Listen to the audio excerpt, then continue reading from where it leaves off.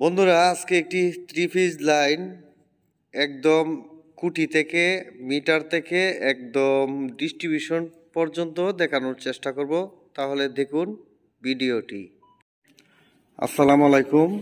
আজকে একটি থ্রি ফেজের আপনার ওয়ারিং দেখানোর জন্য চেষ্টা করব, যেটা থ্রি ফেজ ইনপুট ওয়ারিং। তো থ্রি ফেজ ইনপুট ওয়ারিংয়ে এটা একটা ফ্যাক্টরি, মানে ছোট ফ্যাক্টরি। তো এখানে প্রাথমিক যে ওয়ারিংটা করা হয়, যেটা মেইন লাইন থ্রি ফেজের যে লাইনটা ডিস্ট্রিবিউশন করা হয়, এখানে যেটা আছে আপনার থ্রি ফেজের প্রথম প্যানেল বুট রয়েছে একটা, এরপরে এফআই প্যানেল বুট রয়েছে একটা রয়েছে চেঞ্জ ওভার, একটা এই পাশে ডিবি আছে। তো আমরা একটা একটা করে দেখি। এই কাজটা করছেন আরেকজন মিস্ত্রি। তো আমি আসছিলাম একটু দেখতে, তো আপনাদেরকে দেখাই যে কিভাবে ওনারা কাজটা করছেন। তো সর্বপ্রথমে থ্রি ফেজটা এইদিকেই ইনপুট হয়েছে আর কি, মিটার থেকে যেটা ইনপুট হয়েছে এদিকে ইনপুট হয়েছে। এইখানে হচ্ছে 4টি তার, 3টা ফেজ আর একটা হচ্ছে নিউট্রাল, এই সম্বলিত 4টি তার। তো আমরা এই প্যানেল বোর্ডটা আমরা খুলবো। প্যানেল বোর্ডটা এখানে যে আমরা সিঙ্গেল ফেজে যে মিটার থেকে লাইনটা আসলে যে একটা আপনার সার্কিট ব্রেকার দেওয়া হয়, থ্রি ফেজের এইরকমই প্রায় সেম। তো এখানে প্যানেল বোর্ড দেওয়ার একটা কারণ হচ্ছে কি, প্যানেল বোর্ডটা এখানে যেহেতু পিএফআই পাশে আমাদের পিএফআইটা আছে, এই পিএফআই কে কানেকশন করার জন্য এখানে কিন্তু প্যানেল বোর্ড করা হয়েছে। তো উপর থেকে লাইনটা ওই যে পেছন থেকে দিয়ে এই সার্কিট ব্রেকারে আসছে। এই সার্কিট ব্রেকার আপনার 8 কেবি, এই যে দেখা যায় 8 কেবি। আমরা একটু জুম দিচ্ছি, 8 কেবি আপনারা দেখতে পাচ্ছেন, 8 কেবি। আচ্ছা, তো এটা থ্রি ফেজের এদিক দিয়ে ইন হয়েছে, এদিক দিয়ে আউট হইয়া 3টা বাসবারে গেছে আর কি, 3টা বাসবারে গেছে। তো এই 3টা বাসবার থেকে আপনার যাবে চেঞ্জ ওভারে, 3টা বাসবার থেকে চেঞ্জ ওভারে যাবে। যেমন এই যে লাইনটা আছে, এই লাইনটা দিয়ে চেঞ্জ ওভারে গেছে। আমরা ওই দিকে দেখতেছি এই লাইনটা আবার এই যে 3টা বাসবার আছে, এই 3টা বাসবারে কানেকশন হয়েছে। মানে এখান থেকে লাইনটা কিন্তু আউট হয়েছে, এই যে 1 2 3 চেঞ্জ ওভারে আউট হয়েছে। আচ্ছা, আরেকটা লাইন হয়েছে কি, এই যে 3টা লাইন 1 2 3, এই 3টা লাইন এখানে যে সার্কিট ব্রেকার দিয়ে, থ্রি ফেজ সার্কিট ব্রেকার দিয়ে ওইটা আবার পিএফআই আউট হয়েছে। এই যে পিএফআই প্যানেলটা এটার মধ্যে আউট হয়েছে। আর একটা সাইড আপনার এইখান থেকে ওনারা নিয়ে নিচ দিয়ে সরাসরি নিয়ে গেছেন এই যে চেঞ্জ ওভারে পাশে যায়। তো বন্ধুরা, আমরা গিয়েছিলাম ওই চেঞ্জ ওভারে। এরপরে এই আরেকটা অপশন মেন ডিবি বোর্ড থেকে এখানে আসছে। তাই আমরা এটা পিএফআই প্যানেলটা আমরা একটু খুলি, দেখাই এর কানেকশনটা। পিএফআই প্যানেলে আপনারা দেখতে পাচ্ছেন এই যে উপর দিয়ে 3টা ফেজ ইন হয়েছে, ওই দেখেন ভালো করে, যেটা মেন ডিস্ট্রিবিউশন বক্স থেকে ইন হওয়ার পরে আপনার এই লাইনটা হয়েছে। ঠিক আছে, এই লাইনটা হয়েছে, এখান থেকে ইন হয়েছে, আবার এই লাইনটা আউট হয়েছে। তো এখানে মনে করেন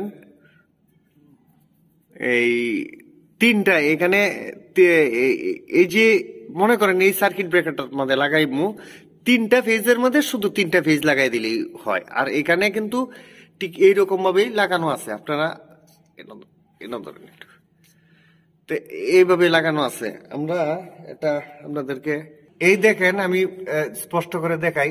ধরেন এই ফেজটা কিন্তু এই তারটা এইটা, এই যে এটা, আবার এই ফেজটা দিয়ে ঘুরিয়া, এই পেছন দিয়ে ঘুরিয়া এখানে আসছে। হ্যাঁ, এই ফেজটি আবার এখানে কমন হইয়া এই যে এটার মধ্যে আইছে। তাইলে মনে করেন এই ফেজটা 3টা সার্কিট ব্রেকারে গেছে, এখানে গেছে, এখানে গেছে, এখানে আছে। এখন মনে করেন দ্বিতীয় ফেজটা, এই যে এই ফেজটার সাথে ঘুরিয়ে দিয়ে এটারে এখানে আইছে, আবার এই ফেজটা ঘুরান দিয়ে এখানে আসছে, আবার এখান থেকে গেছে এই জায়গায়, ঠিক আছে? দেখছেন কিনা ওয়াইড অ্যাঙ্গেল হয়। এরপরে এই ফেজটা দেখেন, এই ফেজটা কিন্তু এখানে আসছে, লাস্টেরটা আসছে, আবার এখান থেকে কমন হয়ে এখানে আসছে, এখান থেকে কমন হয়ে এখানে আসছে। তাহলে এর মানে হইলো এই যে 4টা সার্কিট ব্রেকার দিছে, 4টা সার্কিট ব্রেকার দেওয়ার মানে হচ্ছে এখানে পিএফআই যেগুলো আছে 4টা সার্কিট ব্রেকারের মধ্যে এই যে 4টা ম্যাগনেটিক কন্টাক্টে তারা ভাগ করছে, যার কারণে 4টা সার্কিট ব্রেকার দিছে। দেওয়ার পরে এখানে যে পিএফআই এর যে কন্ট্রোল বক্সটা আছে, যে মিটারটা আছে, সেই মিটারটা দিয়ে এটা হয়। তো আমরা শুধু আপনাদেরকে দেখাইছি যে এটার যে ওয়ারিংটা, আপনার পিএফআই এর যে ওয়ারিংটা, এটার যে 3 ফেজটা, এই 3 ফেজটা কিন্তু আপনার 3 ফেজটা যে কোনো এই 3টা ফেজ যে কোনো 3টা, এটার মধ্যেও দিতে পারেন, এটার মধ্যে দিতে পারেন, এটার মধ্যে দিতে পারেন, এটার মধ্যেও দিতে পারেন। এটাই হচ্ছে তার ওয়ারিং, মানে কানেকশন। আমরা পিএফআইটা এখন আমরা অফ করছি, অফ করে এখন আমরা চেঞ্জ ওভারটার মধ্যে যাব। এটা হচ্ছে চেঞ্জ ওভার, এটা হচ্ছে 100 এম্পিয়ারের একটা চেঞ্জ ওভার। এ দেখেন, তো এটার এখানে একটু ধরেন, তো এটার 4টা লাইন ওই যে মেইন ডিস্ট্রিবিউশন বক্সতে আসছে, 1 ফেজ, 2 ফেজ, 3 ফেজ, 4 ফেজ।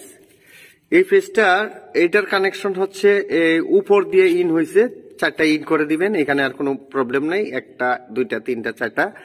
তো এখানে আউট হবে কিন্তু এই যে সরাসরি যে লাইনটা আছে, এই সরাসরি লাইনটাতে এটা কিন্তু আউটপুট, এটা ইনপুট আর এটা ইনপুট, এটা ইনপুট, এটা ইনপুট, এটা ইনপুট, ঠিক আছে? এটাও input, 1 input, 2 input, 3 input, 4 input neutral. এখানে 1 input, 2 input, 3 input, 4 input. Output হচ্ছে এটা সোজাসুজি, এই দণ্ডটা সোজাসুজি যেটা আছে, এটা আউটপুট, একটা আউটপুট, 2টা আউটপুট, 3টা আউটপুট, এই যে 4টা আউটপুট। এই হচ্ছে এই পর্যন্ত কানেকশন। এরপরে আমরা যদি ঘুরে আসি, এই দিক দিয়ে আরেকটা প্যানেল বক্স আছে, যেটা আপনার সমন্বয়ে আমাদের চলে যাবে কোথায়, ইয়াতে এই ফ্লোরে 3টা ফেজকে ডিস্ট্রিবিউশন করা হয়েছে। আমরা একটা কার্ডই নিয়ে দেখাই, ডিস্ট্রিবিউশন এই লাইন ইন হয়েছে, চেঞ্জ ওভার হইয়া এখানে ইন হয়েছে, ইন হয়ে এন্ড আউট হয়েছে, আউট হইয়া কি হয়েছে, 4টা বাস বারে গেছে। 4টা লাইন তো একটা নিউট্রালটা সরাসরি নিউট্রাল বাস বারে আসছে, আর 3টা ফেজ 3 জায়গায় আসছে। আর এইখান থেকে বাসবার থেকে তারা এই বিভিন্ন জায়গায় এই একটা লাইন হয়তো এসির জন্য নিচে, এই যে 2টা লাইন মনে হয় এসির জন্য নিতে পারে, তো 2টা নিচ্ছে। এরপরে আরেকটা বিষয় হচ্ছে কি, এই যে একটা তো 3টা লাইনকে আপনার এইখানে একটা জরুরি কাজ আপনাদের জানার প্রয়োজন। এই যে 3টা লাইন, এই 3টা লাইনকে সমানভাবে ডিস্ট্রিবিউশন করতে হবে। তো বিদ্যুৎ তো আর এই মনে করেন একভাবে ডিস্ট্রিবিউশন করা যায় না। মনে করেন 2টা এসি হইলো, 20টা ফ্যান হলো, এরপরে 100 লাইট হইলো, 2টা মোটর হইলো, বা 2টা ইউপিএস হইলো, বা বিভিন্ন ধরনের কম্পিউটার হইলো, বিভিন্ন লোড বিভিন্ন প্রকার, ঠিক আছে?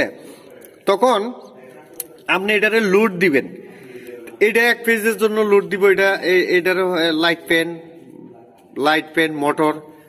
Pen motor. আর এরা করছে কি, লাইট পেন মোটরের সাথে আরেকটা ফেজকে ওরা করছে কি, 1টা 2টা 3টা নিচ্ছে, একটা ফেজ নিচ্ছে, 3টা এসির মনে হয় কাজ করছে, 3টা লাইন নিচ্ছে এখানে। তো এখানে যে যিনি উস্তাদে কাজ করছেন, এখানে যদি 3টা এসির লাইন দিয়ে থাকেন এইখানে, তাহলে 3টা লাইন এসি যদি এখন বর্তমানে 2টা এসি চলবে, এখানে 3টা এসির লাইন দিয়ে থাকলে তো একটা লাইন আপনার থাকে। আর যদি 3টা এসি লাগায়, তাহলে এই যে লাইনটা আছে এটাতে সমন্বয়ে 3টা এসিরই কাজ করবে। কিন্তু তখন কিন্তু এই যে ডিস্ট্রিবিউশন, এই যে সার্কিট ব্রেকার, এই সার্কিট ব্রেকার আরো একটা লাইন প্রয়োজন, ঠিক আছে। আরেকটা লাইন এই আরেকটা ফেজের জন্য প্রয়োজন। যদি মনে করেন তো এখান থেকে আরো কমিয়ে আসবে, হয়তো 1 2 3 4 5 6 7 8 9 10 11 12 13 14 15 16, তো এখানে হলো 8টা 8টা 16টা, ঠিক আছে। তো 16টা যে আপনার 3 ভাগ করতে হবে।